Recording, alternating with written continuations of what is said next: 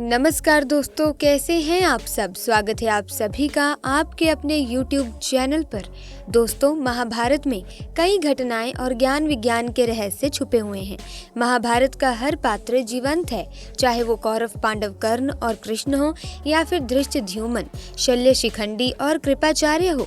महाभारत सिर्फ योद्धाओं की गाथाओं तक ही सीमित नहीं है। महाभारत से जुड़े श्राप, वचन और आशीर्वाद में भी रहस्य छिपे हैं। दरअसल महाभारत की कहानी युद्ध के बाद समाप्त नहीं होती, बल्कि महाभारत की कहानी तो युद्ध के बाद शुरू होती है।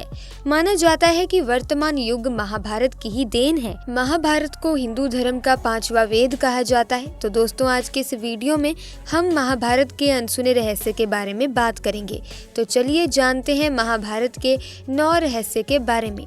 नंबर 1, गांधारी के 99 पुत्र थे और कौरव 100 कैसे कहलाए। आप जानते होंगे कि कौरव 100 भाई थे, लेकिन गांधारी ने धृतराष्ट्र के केवल 99 पुत्र और एक पुत्री को जन्म दिया और कौरवों की इकलौती बहन का नाम दुशाला था, जबकि कौरवों का एक भाई युयुत्सु एक दासी का पुत्र था। और इस प्रकार कौरव, युयुत्सु और दुशाला के साथ 100 भाई और एक बहन थी।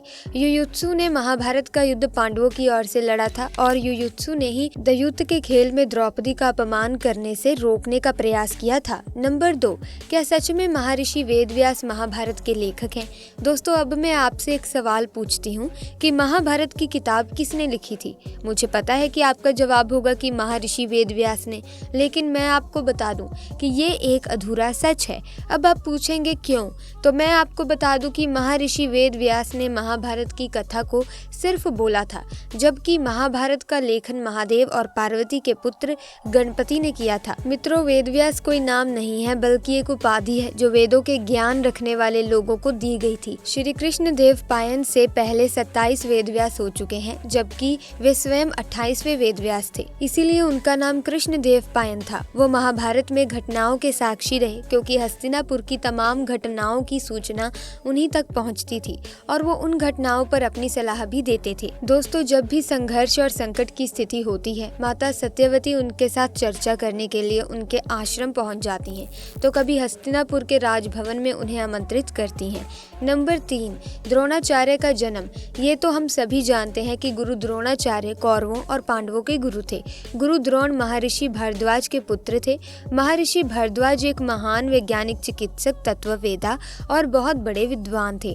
एक समय की बात है, महर्षि भारद्वाज अपनी दिनचर्या के अनुसार गंगा नदी में स्नान करने के लिए जा रहे थे। उसी समय धिताची नामक एक अप्सरा केवल एक पारदर्शी वस्त्र पहने हुए गंगा जी में स्नान कर रही थी। इतनी सुंदर और कामनी अप्सरा को देखकर महर्षि भारद्वाज उत्तेजित हो गए और उनका अवांछित वीर्यपात हो गया। उस समय वीर्य को न केवल जीवन के बीज के रूप में माना जाता था, बल्कि दूसरे शब्दों में पुरुष का वीर्य एक अति तेजस्वी और बलशाली संतान को जन्म देने में असमर्थ था।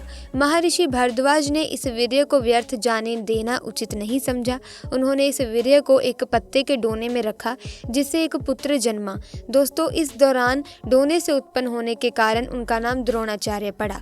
तो मित्रों, हम ये कह सकते हैं कि गुरु द्रोणाचार्य पहले टेस्ट ट्यूब बेबी थे, जिसे साइंटिस्ट अपनी बहुत बड़ी उपलब्धि मानते हैं। दोस्तों, नंबर 4, चित्रांगदा के घर कौन पैदा हुआ था। दोस्तों, जब अर्जुन इंद्रप्रस्थ की ओर से मैत्री संदेश लेकर मणिपुर गए, तो कुछ कारणवश अर्जुन और चित्रांगदा का विवाह हो गया। बाद में अर्जुन ने निराधार संदेह के कारण चित्रांगदा को उस समय त्याग दिया जब वो गर्भवती थी। तब चित्रांगदा ने ठान लिया कि वो इस अपमान का बदला अर्जुन की पराजय से लेगी, जिससे बब्रुवाहन नामक पुत्र ने जन्म लिया। बाद में वो मणिपुर का राजा बना। उसकी माता ने बब्रुवाहन को ये नहीं बताया कि अर्जुन उसका पिता है। और जब युधिष्ठिर ने चक्रवर्ती सम्राट बनने के लिए अश्वमेध यज्ञ का आयोजन किया और उस अश्व को छोड़ा गया, तब अर्जुन उस अश्व के साथ गए थे। घूम फिरकर वो घोड़ा मणिपुर पहुंचा और मणिपुर का राजा यानी अर्जुन के पुत्र बब्रुवाहन ने उस घोड़े को पकड़ लिया। लेकिन अर्जुन और बब्रुवाहन एक दूसरे से परिचित नहीं थे।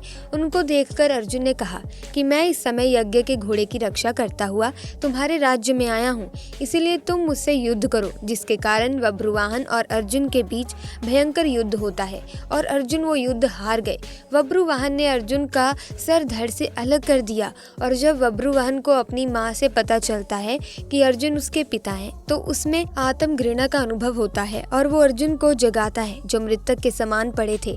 बाद में श्री कृष्ण की कृपा से अर्जुन उठकर खड़े हो जाते हैं और वो युधिष्ठिर के अश्वमेध यज्ञ में अपनी दोनों माताओं चित्रांगदा और उलूपी के साथ शामिल होता है। दोस्तों नंबर 5, आखिर क्या है अश्वत्थामा के आज तक जिंदा होने के पीछे की असली वजह। दोस्तों इसके पीछे एक बहुत बड़ी वजह है। बहुत से लोगों को लगता है कि अश्वत्थामा को अभी भी जीवित मानना एक अंधविश्वास है, क्योंकि अगर कोई व्यक्ति 5000 साल पहले पैदा हुआ था तो वो आज तक जिंदा कैसे हो सकता है।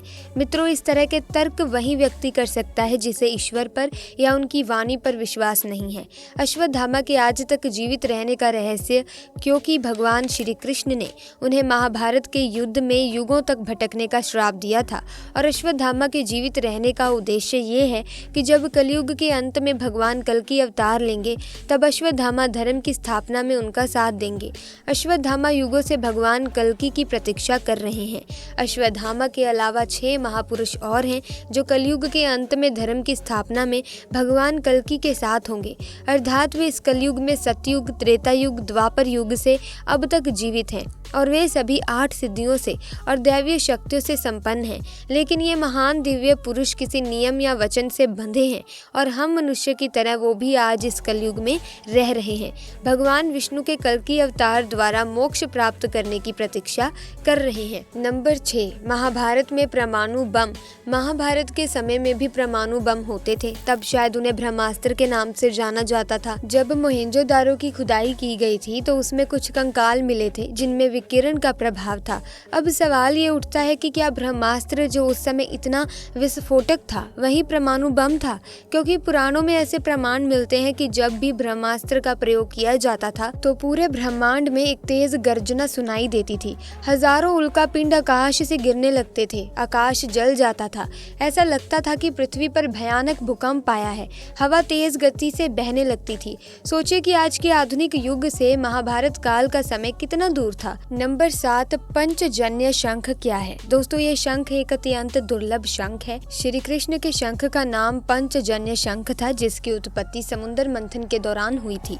महाभारत में श्री कृष्ण अपने पंचजन्य शंख से पांडव सेना में जोश भर देते थे और इससे कौरवों की सेना में भय पैदा हो जाता था। इसीलिए इस शंख को विजय और यश का प्रतीक माना जाता है। कहा जाता है कि ये पंचजन्य शंख आज भी मौजूद है। ये हरियाणा के करनाल का बताया जाता है। कहा जाता है कि इसे करनाल से 15 किलोमीटर पश्चिम में और कछवा और बहलोलपुर गांव के पास ऋषि के आश्रम में रखा गया था, जहां से ये चोरी हो गया था। मान्यता के अनुसार महाभारत युद्ध के बाद भगवान श्री कृष्ण ने अपना पंचजन्य शंख पाराशर ऋषि के मंदिर में रखा था। हालांकि कुछ लोगों का मानना है कि आदि बर्दी में आज भी श्री कृष्ण के शंख को सुरक्षित रखा गया है। नंबर 8, क्या है इरावन की कहानी। दोस्तों अर्जुन के पराक्रमी पुत्र अभिमन्यु जो अर्जुन की पत्नी और श्री कृष्ण की बहन सुभद्रा के गर्भ से उत्पन्न हुए, जिनके बारे में हम सभी जानते हैं, लेकिन अर्जुन के एक और शक्तिशाली पुत्र था जिसका नाम ऐरावन था। मित्रों, पांडवों से लेकर कौरवों तक महाभारत में कई ऐसे पात्र हैं जिनकी कहानी हैरान करने वाली है। दिलचस्प बात दोस्तों इसमें से ये है कि इस कहानी का हर एक पात्र किसी न किसी रूप में एक दूसरे से जुड़ा है और महाभारत के युद्ध में भी उसकी अहम भूमिका है। ऐसी ही कहानी है ऐरावन की। हाल कर्म के अनुसार उस समय पांडव 12 वर्ष का वनवास और 1 वर्ष के अज्ञातवास के लिए निकले थे। तभी गंगा के तट पर उलूपी की भेंट अर्जुन से हुई। नाग कन्या उलूपी अर्जुन को देखते ही उन पर मोहित हो गई। उन्हें वो नागलोक ले गई, जहाँ उलूपी ने अर्जुन के समक्ष विवाह प्रस्ताव रखा। दोनों ने शादी कर ली और उन दोनों को ऐरावन नाम का एक बेटा हुआ। ऐरावन एक कुशल धनुर्धर और मायावी हथियारों का ज्ञाता था। ऐरावन के जीवन का एकमात्र लक्ष्य महाभारत के पवित्र युद्ध में अपने पिता अर्जुन का समर्थन करना था। महाभारत युद्ध में एक समय ऐसा आता है जब पांडवों को अपनी जीत के लिए महाकाली के चरणों में स्वेच्छा से अपना सिर बलिदान करने के लिए एक राजकुमार की आवश्यकता होती है। जब कोई राजकुमार आगे नहीं आता तो ऐरावन इसके लिए स्वयं को समर्पित कर देता है, लेकिन वो एक शर्त भी रखता है कि वो अविवाहित नहीं मरना चाहता।